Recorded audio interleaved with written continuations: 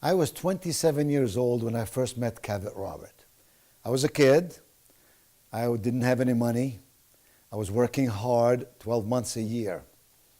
Cavett wanted me to come to Phoenix, Arizona, and he would write me and call me to join the National Speakers Association.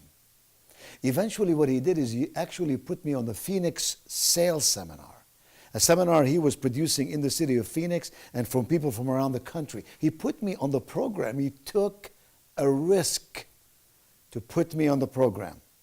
He then assured that I would show up. And when I showed up, he introduced me to NSA, and the rest is history. Why would a guy as successful as Cavett Robert was take the time, the energy to mentor a guy like me? Why was it important to him that I would become a member of NSA? Why would he take the risk to put me on his program? Why would he insist that I become active in NSA year after year through leadership chairs and beyond? Sometimes it takes you years to figure out the fiber and the fabric of a human being. But in the end, the lesson is clear. Cavett Robert believed in the best that people can offer. He believed that encouragement can take someone all kinds of places. He believed that life ought to be filled with success and framed with significance.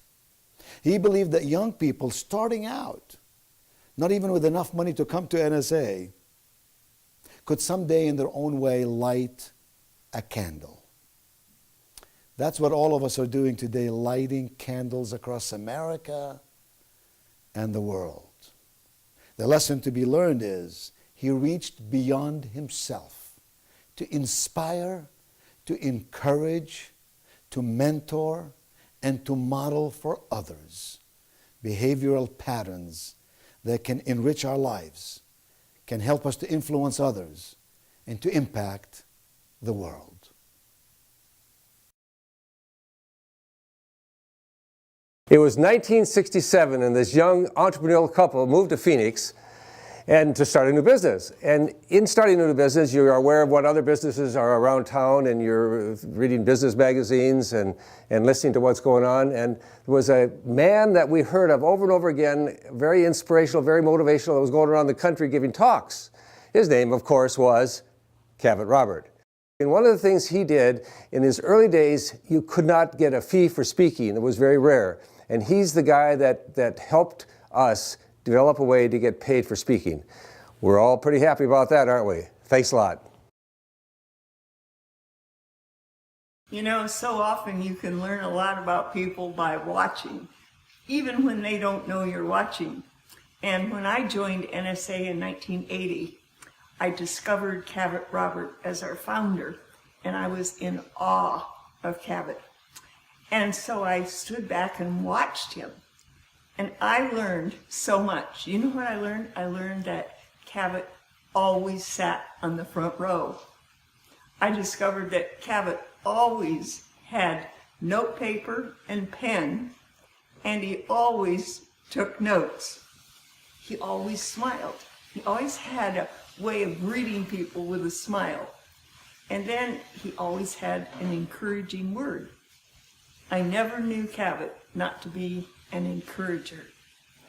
And I experienced that personally in 1993. Cavett came to me and he whispered in my ear and he said, "Glenna, I want to live long enough to see you become the president of NSA." Oh my goodness, I couldn't imagine it. But do you know what? In July of 1997, I became the president of NSA. And in September of 1997, Cavett departed the planet. I learned this: you can model what it is to leave a lasting legacy, and Cavett did that.